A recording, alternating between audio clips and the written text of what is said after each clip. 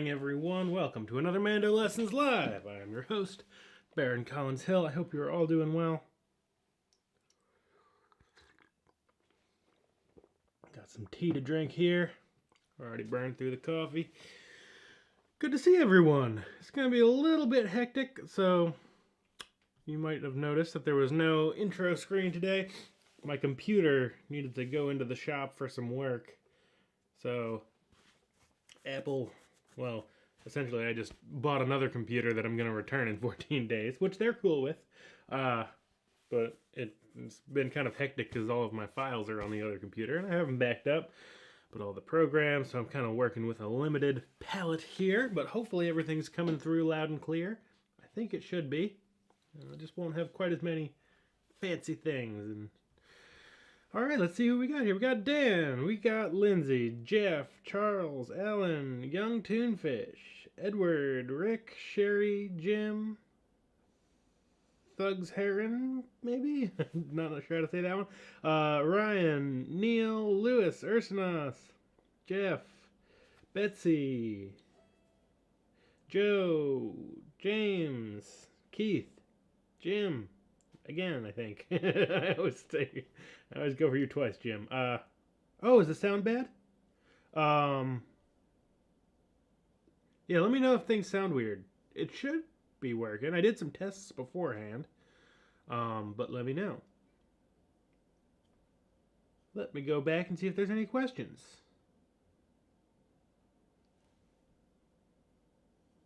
Got folks from all over the world. Love to see it. Ursanos says, am I hearing East Tennessee Blues? Close. This is a tune I always get confused with East Tennessee Blues.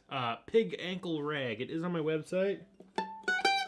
Honestly, that was a pretty sloppy version in my opinion. Somebody picked it last week for the tune of the week, and I hadn't played it since I made the lesson. And then I've been doing kind of technical work all week with my computer being in the shop, so I didn't get to practice it. My dog ate my homework. Cool, awesome. Glad the sound is coming through.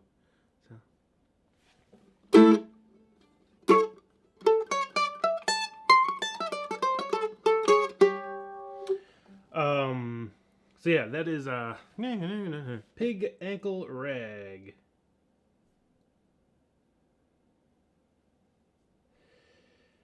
And I saw another question in here.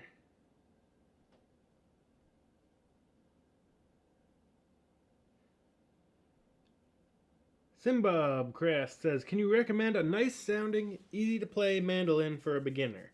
What I always recommend is either the Kentucky KM 150 or Eastman 305. At this point, they both run about $500, which I know is expensive. Your best bet beyond that is maybe look for a used model of those. They pop up on Craigslist. You can always look at Mandolin Cafe, where they sometimes pop up, or you can even put up a wanted ad saying, beginner looking for an easy playing instrument. Let them know what your budget is, or you could post on the Mandolin Cafe forum. What you kind of want to avoid is you'll sometimes find like $50 to $100 like rogue mandolins from Musician's Friend or on eBay or something. And those, they can be okay at best. But I have a lesson on my website and on my YouTube channel called 50 versus 500 versus $5,000 mandolin. And I bought one of those rogues to do the video, and I had to send it back, I think at least one. I definitely had to send it back once, if not twice, because the first two copies that I got of the instrument were just totally broken, like top sinking in, unplayable, not just like up to my standards or anything. It was just nothing that would be playable, period. So that can be a really frustrating process, but you know, sometimes you get lucky and you get one that isn't broken and they sound okay, and you can get them to play. You can get them to play pretty good if you put some money into it by bringing it to a preferred, or to a repair person who knows what they're doing. But ultimately, if you can find a a KM 150 from Kentucky or a low model Eastman, that's going to be the way to go. Buy it from a place like Elderly or the Mandolin store rather than straight from Amazon or eBay or something, because you just never know what you're going to get. Often from eBay and Amazon, they just sort of get shipped from the factory to the warehouse, and then from the warehouse straight to you, so nobody ever really opens up the thing and takes a look at it and kind of sets it up for optimal playing. But if you buy from Elderly or the Mandolin store or other small shops, you can usually find something. They all, is what I'm trying to say, is they always do their own setup. A little more expensive, but a lot easier of a process for a beginner player, and a lot less frustrating. Like, I buy broken instruments all the time, because I've got 20 years of instrument obsession behind me and a ton of research, and I don't do a whole lot. I can do minor repairs myself, but I know where to take them. I know what stuff costs if it needs it. So looking at an instrument that's broken, or like taking a chance on an instrument, for me is a little more of a I've done the research over the years. Aunt Matt should be repairing his floors. Playing mandolin, repairing floors, about the same. Ellie Sean says, I had my first guitar lesson on Thursday. Very fun. Glad to hear it. Guitars are very fun. Yeah, East Tennessee Blues sounds very similar. So, Pig Ankle. And it's even got that. And East Tennessee Blues is.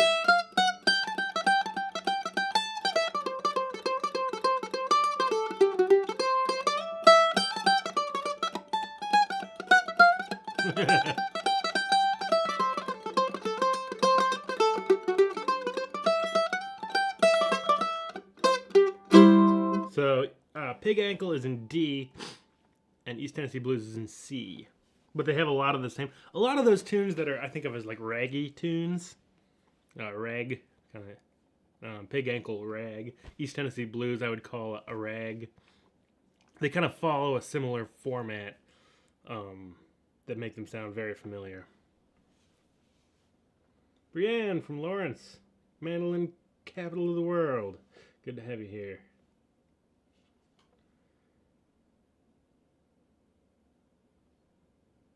Yeah, totally. Just as I deal with tech all day. That's what's nice about acoustic music. I'm with you. Anytime I'm having technical difficulties, whether it's with computers or audio equipment or video equipment or electric instruments and pedal boards and amps, can't go wrong with an acoustic instrument. Ooh. Okay.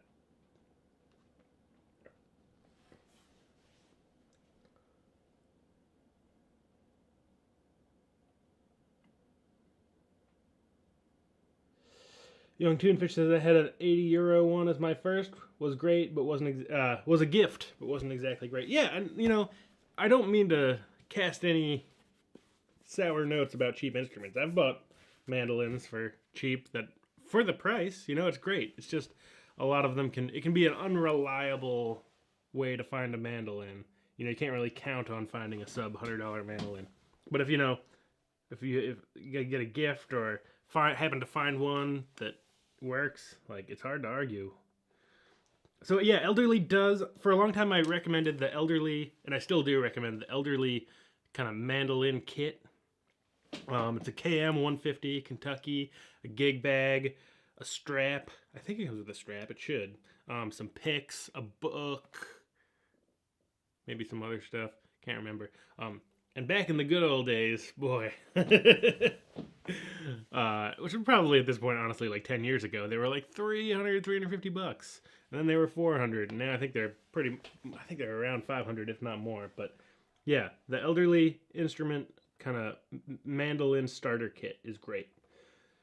Do I have any experience with Seagull mandolins? I had one of their they have these little kind of travel mandolins that are surprisingly good. A friend of mine bought one when I was living in Maine. I've played a handful of travel mandolins over the years, like the Weber Sweet Pea and some other kind of small things. and the Seagull was by far the best sounding travel mandolin. It sounded better to my ears than like the Rogue standard full-size mandolin. And usually kind of size is going to be a big indicator of how an instrument sounds. You know, mandolins are kind of as small as you want to go already, and then making a travel mandolin is really going to cut down on the resonance of the instrument. But the Seagull ones are great. I haven't played any other Seagulls, though. I think that's sort of the most popular Seagull at the moment, is that little travel one. But I like it. Recommendation on a beginner tuner that is good for multiple types of instruments, including guitar. I like these Snarks. I think it's the SN8.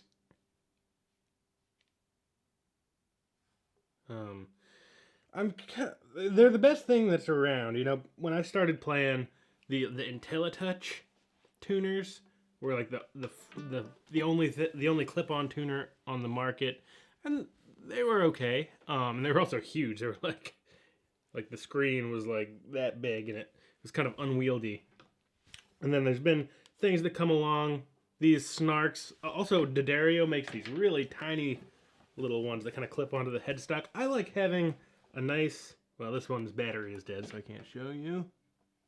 And I don't know where the other one is, but when they have batteries, it's a nice, big, easy-to-read screen.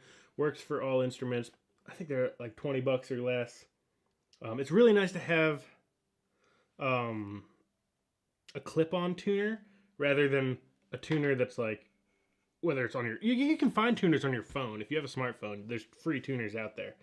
But then you need to have your smartphone on you. And also, with a clip-on tuner, if I am trying to tune and it's in a really loud environment and everybody else is trying to tune, the clip-on tuner picks up the vibrations from the instrument rather than like through a microphone. So you can tune in noisy environments with a clip-on tuner, which is a really handy thing. That said, in the time that we live in, and I'm not spending much time in really noisy environments, I've just been using the tuner on my phone.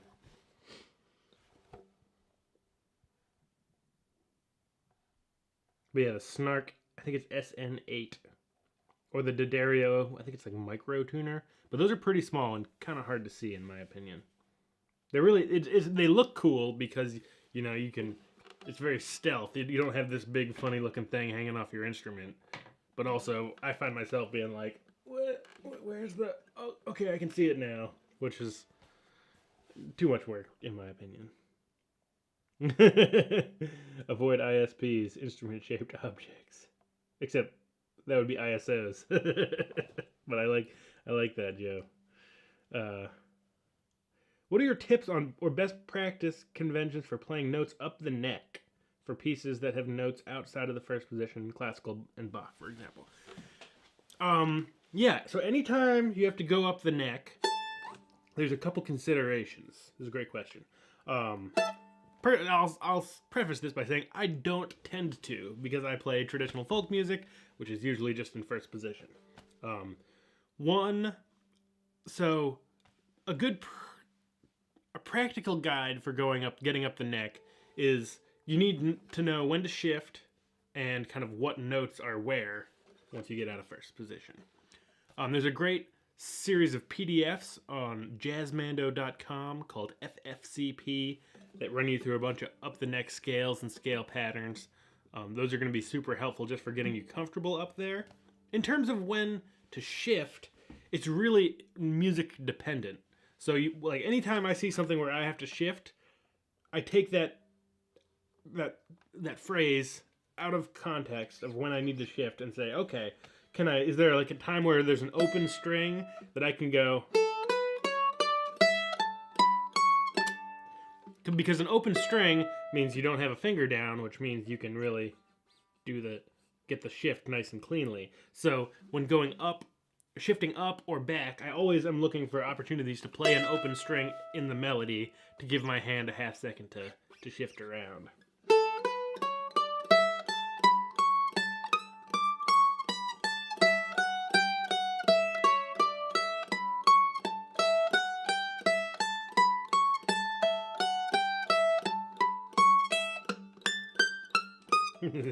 etc. I think probably there's some good. I haven't looked at the book in a while, but The Complete Mandolinist by Marilyn Mayer is a great instruction book, kind of classical, tinged. It's a great kind of all around book, but I bet she goes over some great shifting and up the neck exercises as well.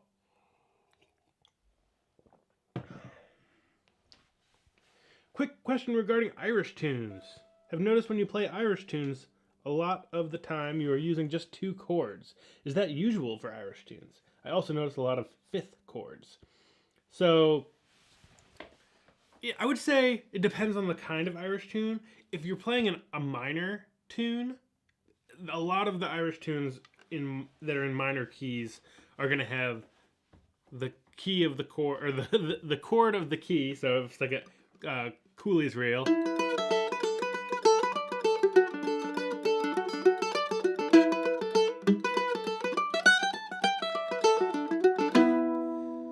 it's an E minor, and the big chords are going to be E minor, which is the key of the tune, and D major, or a whole step down in major. So that is the case. And when it comes to major tunes,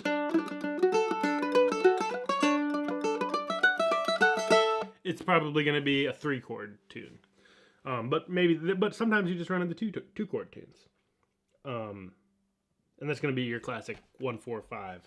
And then a lot of times in the Irish tradition, the accompanist can also do chord substitutions, which is less common in like old time music. So you can like put a B minor instead of a D major and things like that. And by a lot of 5th chords, I think what you mean is like chords that don't have the 3rd in them. So like here's an A major chord, and here's an A5 chord. So it kind of makes it neither major or minor. I assume that's what you're talking about. And yes, that is kind of a common style for playing accompanying Irish music, is to kind of leave the 3rd out of the chord. It makes it very open, and a lot of times it just leaves more space for the melody. You know, if the melody is playing,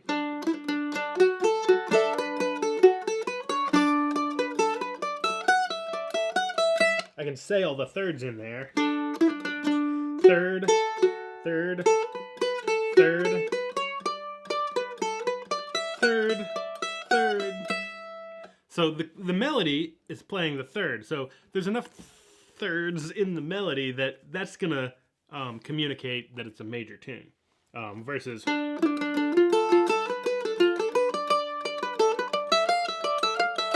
clearly minor. But you could play a 5 chord, like an A5, A, E, A, E, no C sharp, over that, and it would work for either major or minor. But it's a way to let the melody shine through a little bit more, because the 3rds take up a lot of sonic space. Great question. Lewis says, Becky has a question. Are you missing the snowy weather from back east? A little bit. I mean, I love snow. I love winter. So I'm from Maine and now living in Oregon. I feel like I'm on vacation. I feel like I'm in some tropical vacation place here in rainy Oregon, because it's warm. You know, I'm used to, like, in Maine it was like -20 degrees Fahrenheit recently.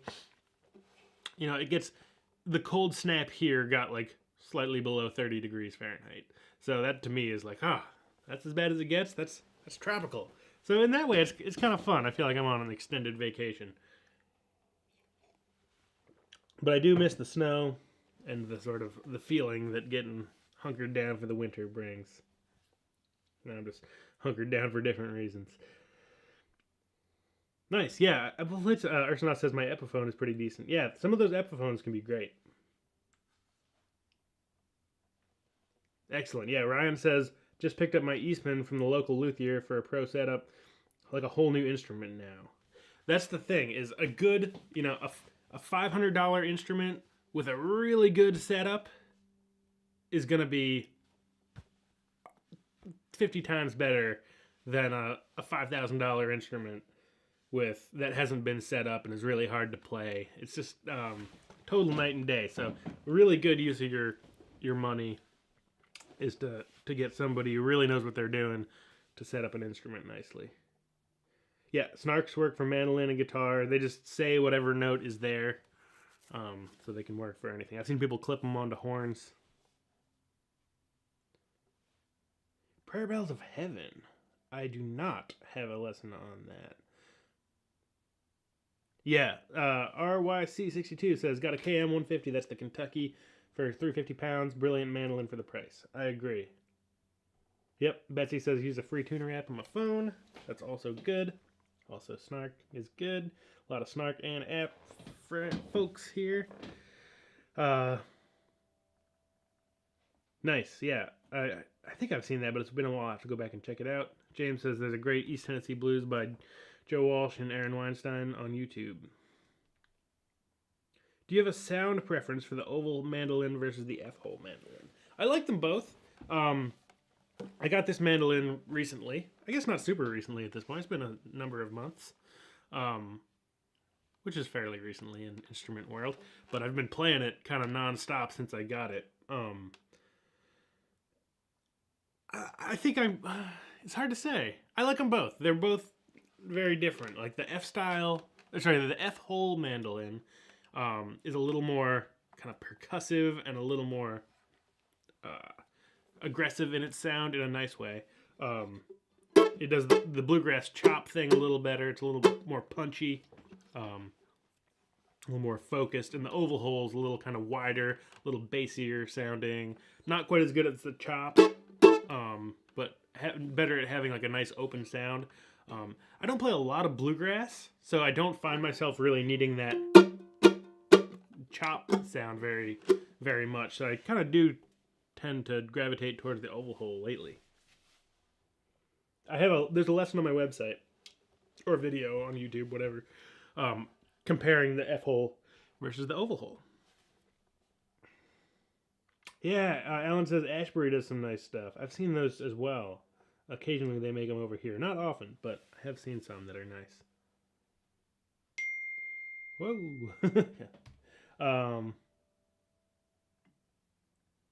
Nice. That's what I like to see. Edward's got a good deal on a 315, the Fstyle. Wicked.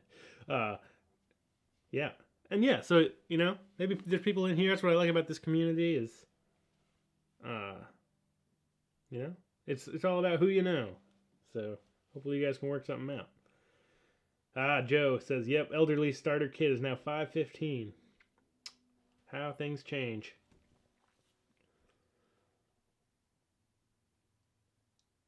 Yeah, you definitely will like burn through these snarks. I've probably owned like 24 of them over the course of like 10 years. So yeah, if you don't like that kind of breakable little section, you could try out those D'Addario Micro NS tuner, I think they're called. Yeah, so let's see. Brianne says got a Pearson strobe tuner that has a mandolin sweetener as a birthday gift. I would love to know how they sweeten the mandolin. Yeah, those are expensive. I've got a strobo tuner on my pedal board, also from Peterson. Those are really accurate. And especially if you want to get into like sweetened tunings. I got it for pedal steel where the tuning is just mind-bending. It's like tune your E's, but tune them 4 cents sharp, and then tune your F sharps 3 cents flat, and your G sharps 10 cents flat. It's too much to keep in your head. So you can just set sweetened presets on the tuner. Yeah, I've thought about trying out one of the strobo clip-on tuners from Peterson, but I've never tried one.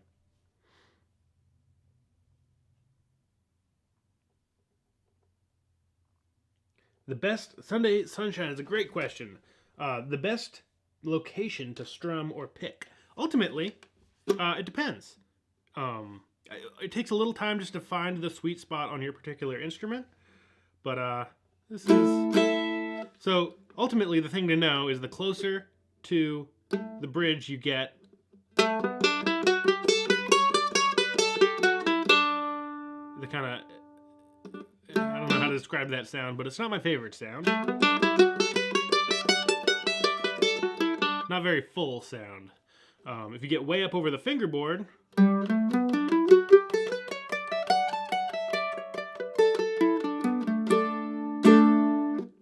that kind of hollow sound where it's maybe it's extra bassy but kind of lacks a little mid-range. And as you get kind of somewhere in the middle, for me the sweet spot on this instrument's just about over the oval hole here. Nice balanced sound. So play around. You know, it's probably somewhere in here, wherever you like the sound of, is going to be great. And you can use different places for different effects. You know, sometimes more if I'm playing bluegrass, but if I'm gonna.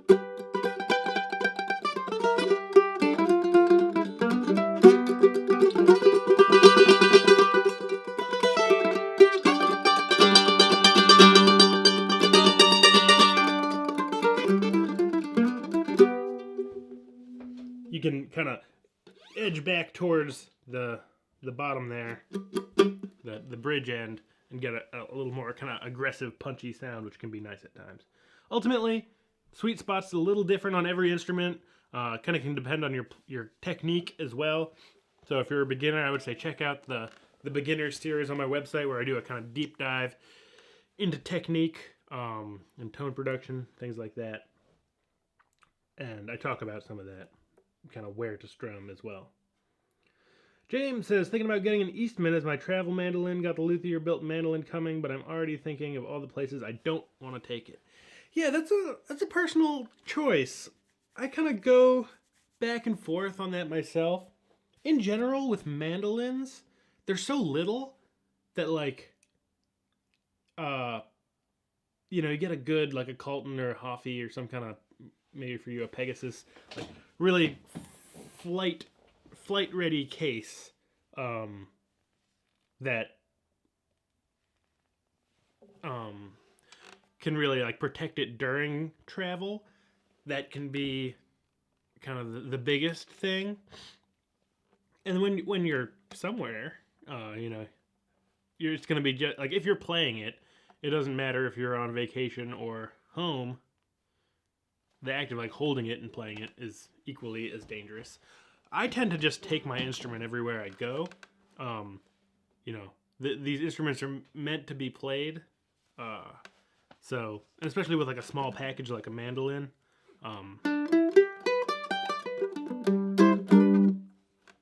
I tend to just take the mandolin.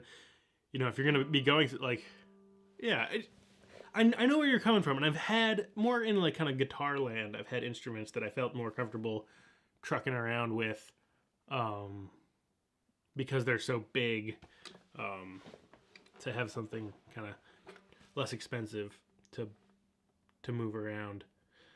But ultimately, I'm kind of in the camp of like, you got the mandolin because it's amazing. So play it everywhere. And, you know, I think the things you have to worry about are like, you know, it getting damaged, which, is it going to get like totally crushed? Probably not. But, you know, like, oh, maybe it gets a crack from humidity. To me, that, in my book, that's just like kind of part of the thing about a well-loved instrument is it, you know, it might get banged up a little bit. And then in terms of like theft, that's definitely something to keep in mind. If it's like a one-of-a-kind instrument, you can get insurance. I've got instrument insurance on all my instruments. And, you know, if it's something that like can't be replaced except from like that luthier again, that can be a little sad. But yeah, so you gotta kind of, everybody's got to make their own choice on that one. Is there audio clipping? Ooh, good question. Let me...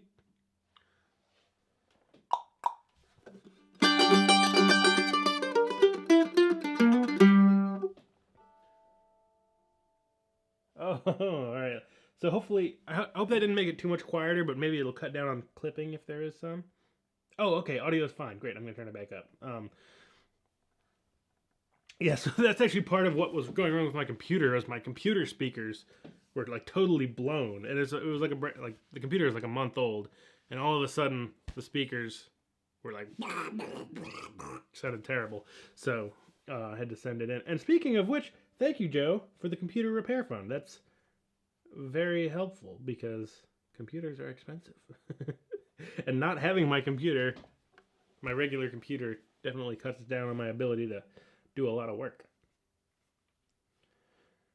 Nice. Oh yeah, so Neil says, I found a book, Bluegrass Up the Neck, from Elderly. Good to learn the fretboard. Author is Niles Hockinen. Yeah, I don't know how to say his name. He's a old school, great mandolin player. He was like one of the first guys putting out mandolin books. It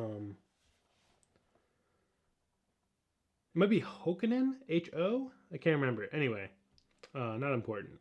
But yeah, I've heard good things about Bluegrass Up the Neck. When you play Irish in a group, do you play melody whole time or do you switch to chords? If you play 3 times through, do you do 1 chord, 2 melody? What is the etiquette? 99% of the time, the etiquette is mandolin players play the melody. In general, with Irish music, it's often a sort of like 1 accompanist, maybe 2 if there's like a guitar player and a bouzouki player. That's about the maximum amount of accompaniment that Irish musicians generally want to hear. It can vary, you know. I think that's the case for a lot of kind of like up-tempo, up-to-speed stuff. But if it's more of like a beginner or intermediate session, and there's a bunch of people playing guitars and mandolins, and it's a little more wild and woolly. Excuse me. Went down the wrong tube.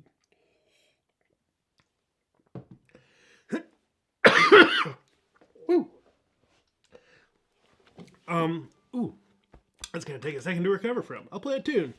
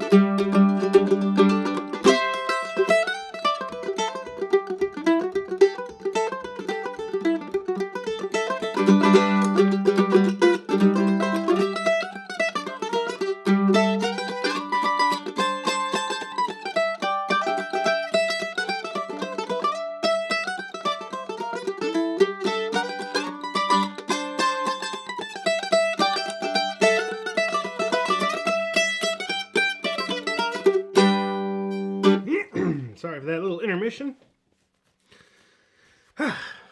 Back to it. So yeah, I would say in general in Irish music, mandolin plays the melody exclusively. Bridget, hello from Vermont. Very snowy. How much did you get? I miss being in Maine and getting all that snow. Mark says, I just got a 510 Ibanez. Or I bought one and it was a big mistake. Didn't like it. Recently bought a bullback. Awesome. From Italy for $200. What a difference. Cool. Yeah, that's a very, like, that's one thing to keep in mind is, like, what kind of mandolin do you want?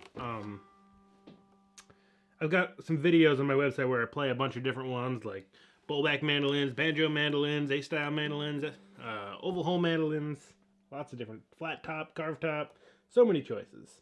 That's great for asking around on Mandolin Cafe and watching a bunch of YouTube videos. Young Toonfish says, I got a tune where I play A flat, 1st fret G, and E flat, 1st fret D consecutively and really struggle with that. Bar or using 1st and 2nd fingers is both hard. Can't get a clean sound. Any tips? Yes. So, it's a tricky thing. It's an unfamiliar thing. So, come on, get in focus here. The camera won't focus. There we go. So what a lot of people do, if it's a melody, is you can kind of rock your finger a little bit. So just doing that as an exercise, I generally kind of aim for the spot between the 2 sets of strings with my finger, and then rock toward my head a little bit to get the A flat, and rock toward my feet a little bit to get the E flat.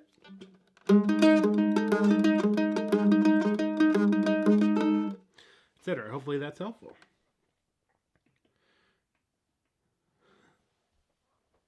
from Pennsylvania. I hate the snow and cold. How could you miss it? I grew up with it. I love it.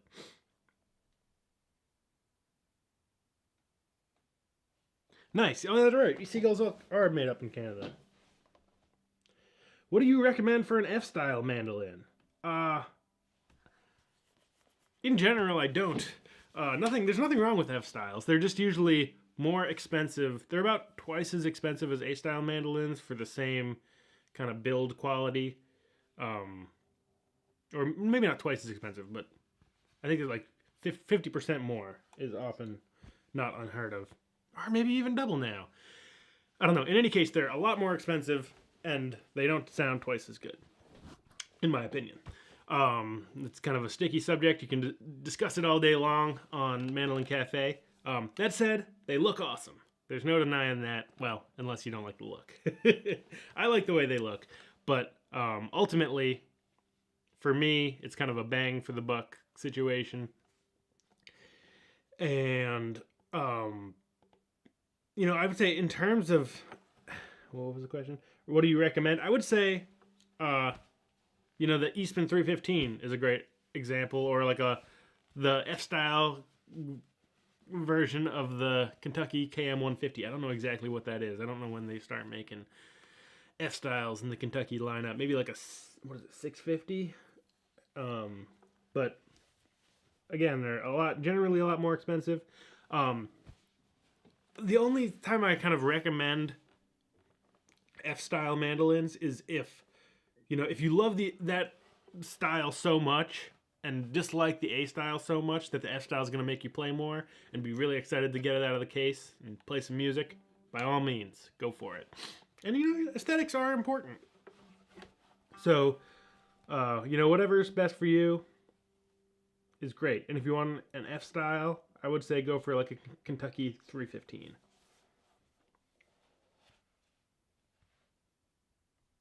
Nice, I like that. Ant-Man says, pick position. I feel like towards the bridge is flat, the fingerboard is muted, and in between is full. All good depending on the sound you're going for. Totally. Yeah. Oh yeah, a lot of kind of Monroe style folks will play a little closer to the bridge.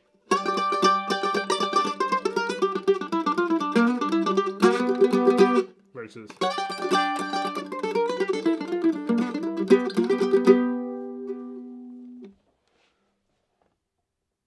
Cool, Ethel bought a shirt. Awesome, I appreciate it. Thanks for supporting the channel. Glad you've been enjoying the website. Oops, I'm still on the close shot there. Oh, awesome, nice. Brienne. So yeah, I've been talking a lot about my friend Ed Perlman, who's got a shirt that says, it's a little kind of house with some music notes floating out of it, and it says, I played it better at home, because of the universal experience of playing by yourself in your house. Everything sounded good, and then you go out and try to play for other people or with other people, and everything just kind of goes down the drain.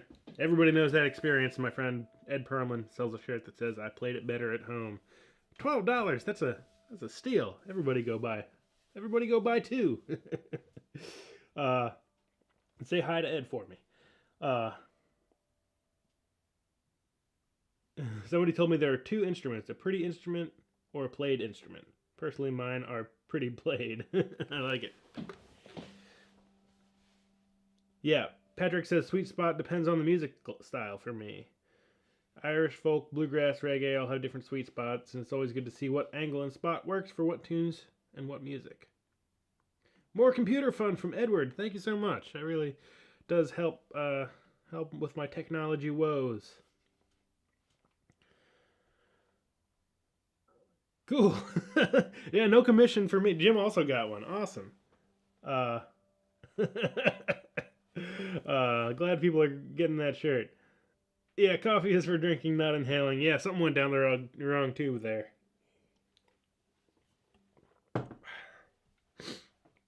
The caffeine gets into your bloodstream a little quicker if you inhale it. Oh, the tune I just played. Big Sciota. S-C-I-O-T-A. That last word is pronounced all kinds of different ways. I say Sciota. I've heard Sciota. I've heard Scioti. Scioti.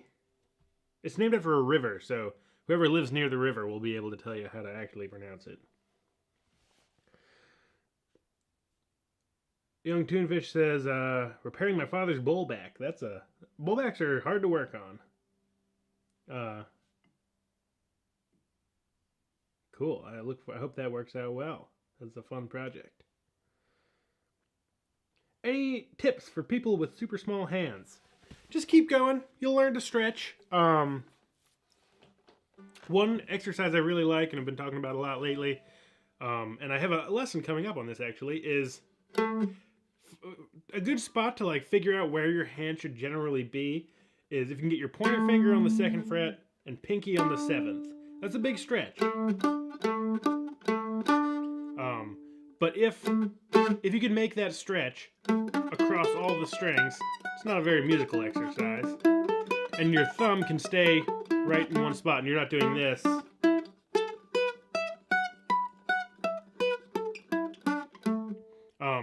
that's something to aim for. You might not be able to do it. Maybe you just have to start with the 6th fret. In general, that breaks the rule of what finger goes where. But it's a good exercise to just sort of teach your hand where it needs to be to get all those frets. And then that's about as much stretching as you're ever going to need to do. And then when it comes to chords, it's kind of a little different matter. You just got to, keep at it. Your fingers will stretch over time. And, also, sometimes you just got to make decisions. Like as much as this G chop chord is talked about, I almost never play it. Or I'll put my fingers there because I can, but then I'll play just the G and D strings.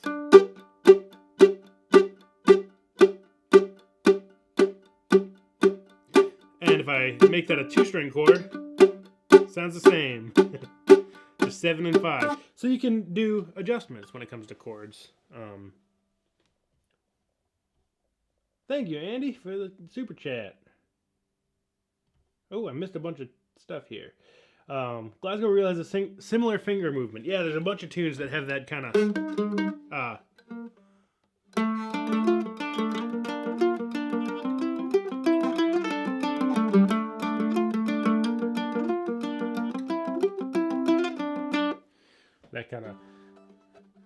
rock back and forth. There's a good technique that comes up in a lot of tunes. Joe says, my first mandolin was an A and always had scroll envy. Yeah, I definitely had scroll envy for a long time when I started playing. But ultimately, I don't really have it anymore. For whatever reason, I somehow dodged the Fstyle scroll envy bullet.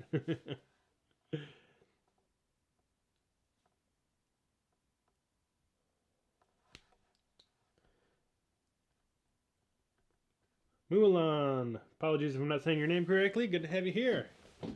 Welcome. Sciota, nice. And Neil from Ruth said Sciota, and Neil says Sciota correctly. It's about a mile from where I live. There you go. Got it from the source. Oh, I'll play some Bill Cheatham, sure. I don't know any Slayer, unfortunately, JL. That's not my area of expertise. I'll do a little lightning round. We're kind of getting to the end. I'll do a lightning round, play a little Bill Cheatham, and get back to it here.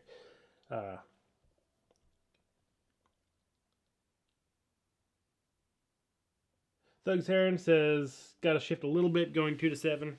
So be it. That's all right. Whatever gets. Hey, Matt says we got Matt Heaton in the chat. So anybody who likes Irish music should go check out.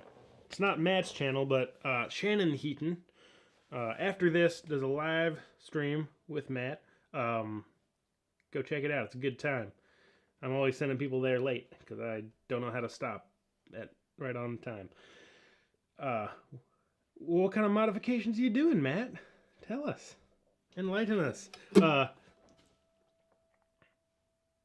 Okay, yeah, so the tune I just played is Tamlin or Glasgow Reel.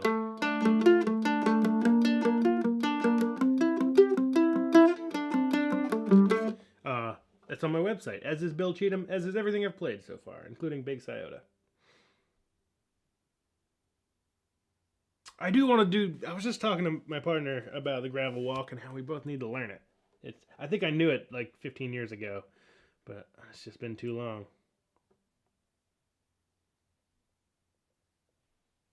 Yeah, Lewis finds the points on the F a little uncomfortable. Can't blame you.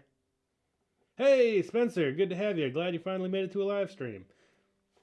F-Scroll is an expensive strap holder, but we love them. That's the truth. We do love them.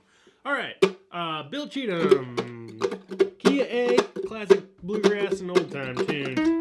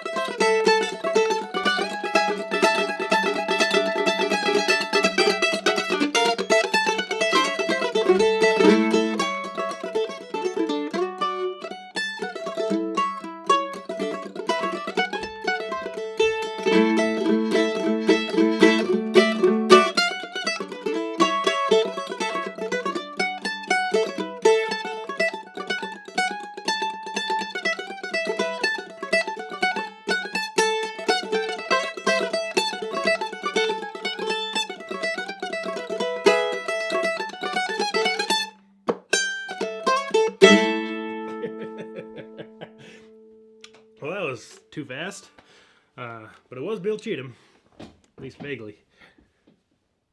All right, so get your last questions in now, and then we're going to play a little bit of Pig Ankle Rag together. It's a fun one. Let's do it. I'm a little rusty on it too. Don't worry about it.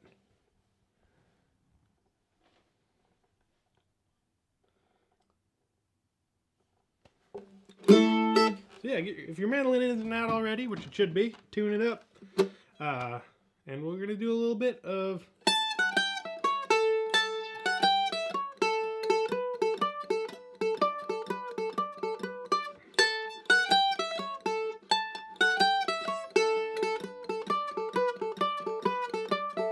That's an interesting one. It starts on the upstroke. So it's in the key of D, but it starts on an A chord. So I'll run through the chords a little bit, just to get you centered a little. It's an A, it's an A, and then a D, then an A, it's an A, and back to D, D7, G, G, D, A, and back to D. Again, it's an A.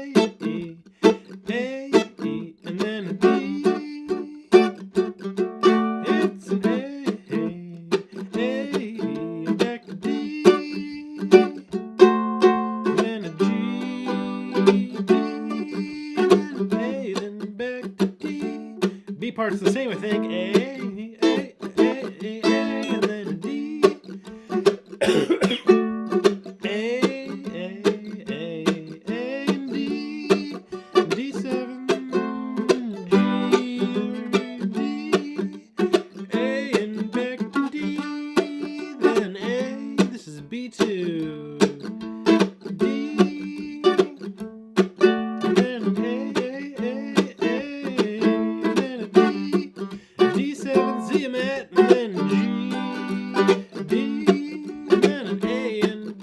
I'll play the melody, you play the chords.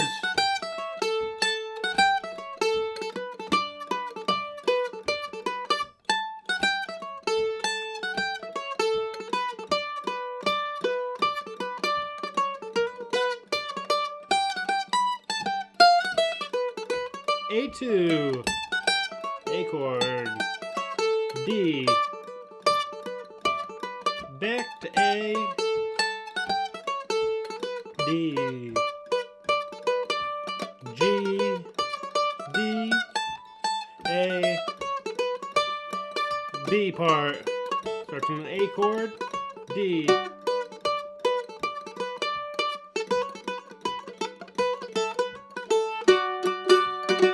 comes that G.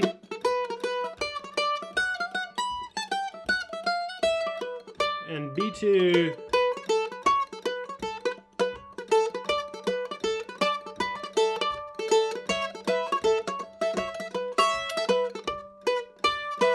D7, G, A, take it, then a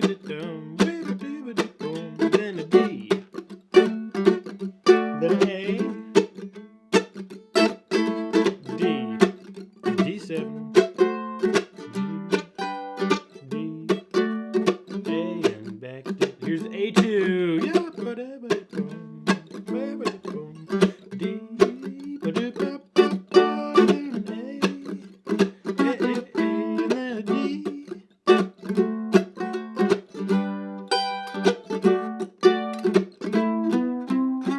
here's the B part.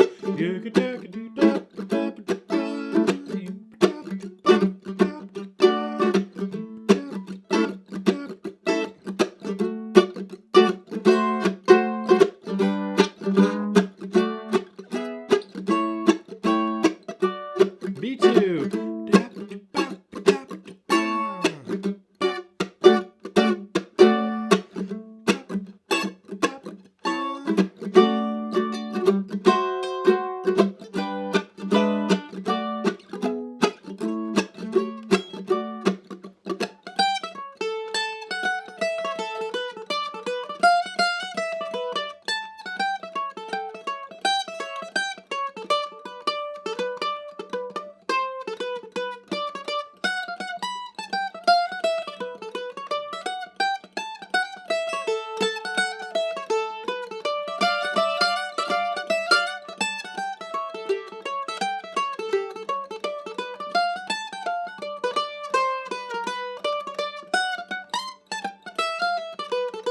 B part.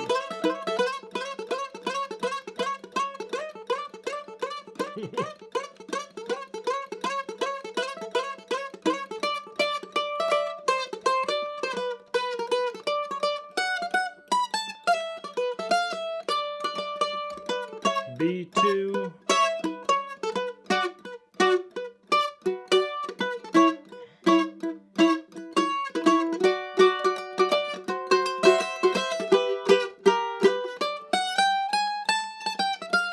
Take it, one more for Stuart. A part.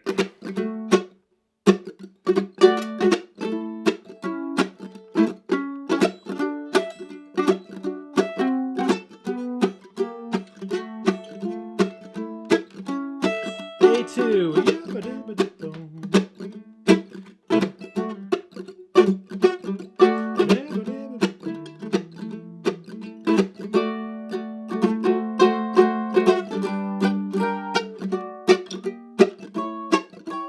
Here's the B.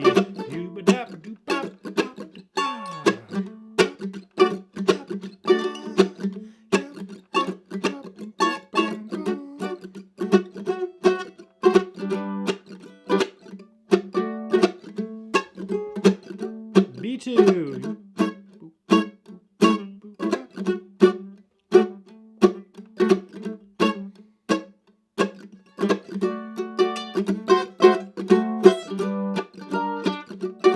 Let's end with a lick.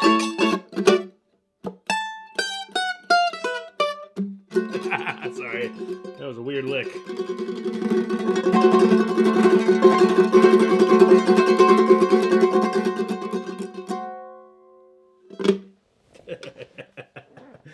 Sorry to throw that little surprise lick at you. A lot of fun. Glad you could make it for that, Stuart. Glad you made it at the end. Caught a little pig ankle rag. And if anyone ever misses these, you can always watch them back later.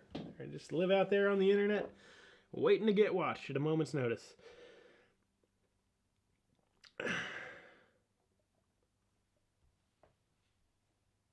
I've always called SPB GMA. I've always called it Spigma. Is that proper?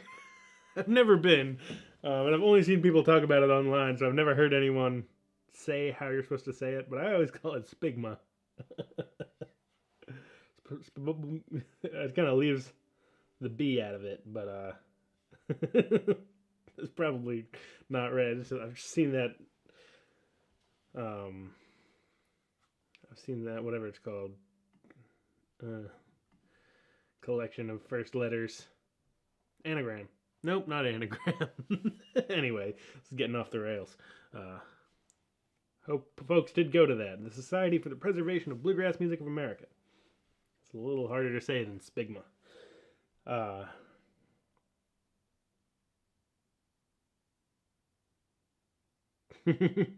think, Patrick, if your cat's not letting you play Pig Ankle Rag, you probably ought to write a Black Cat Rag or something to soothe it.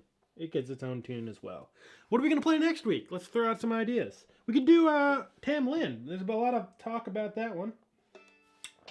We just look in my handy dandy little cheat sheet here. See if we've done Tam Lin anytime recently.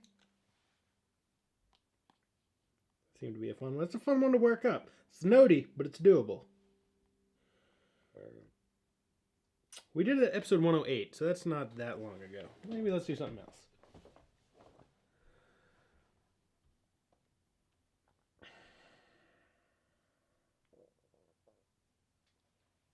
So yeah, Brian, Pig Ankle Rag. That's a good one. Alright, it is called Spigma. Apparently. I think is what Spencer is saying is correct. Ooh, Pay to Ho. That's a great tune. Have we done that one in a while? We've been doing these so long. We've never done Pay to Ho. Alright. There it is. Paysedheaut. That is the tune for next week. It's a great tune.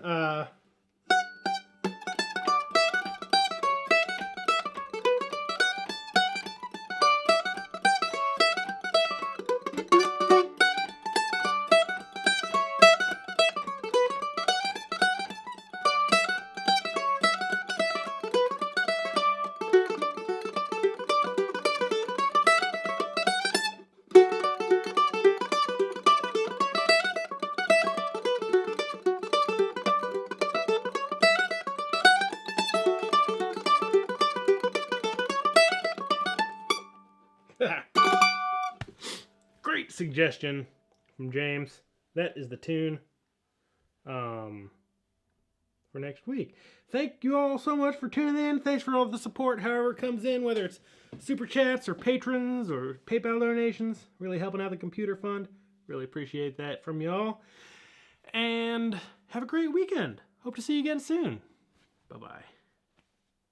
Oh, I don't know how to do my little... Well, usually I let it fade out here, but because I'm on this different computer, I don't have that option. Whoa, there's something new. My webcam.